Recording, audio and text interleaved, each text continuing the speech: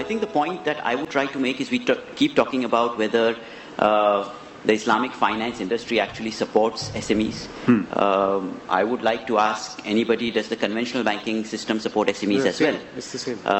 Which is, I think, the predominant issue that the SMEs are facing today.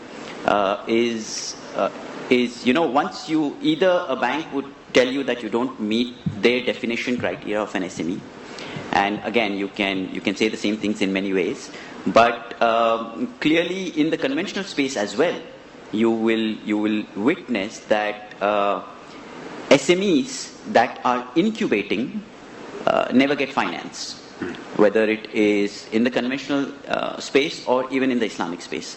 Now, when the vision of a country actually says that you have to promote and support SMEs, the question that we should be asking is, are we actually doing it? Because nobody is actually doing venture capital.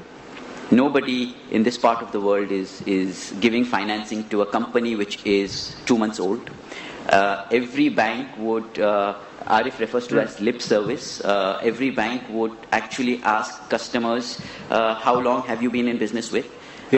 Business in, and what's the size of your balance sheet footing. Now, in the absence of that, are we actually supporting SMEs? Leave alone Islamic finance supporting SMEs, but generally, are we actually supporting SMEs? My 2 cents on that is, I don't think so in this part of the world. Having said that, 85% of the economy is SME based.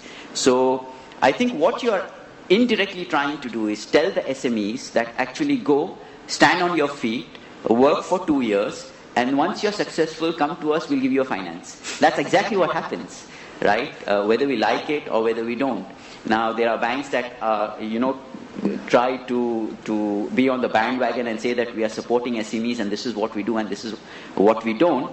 The question to all those banks would be, would you lend money to a company that has just started? The answer to that is we all know.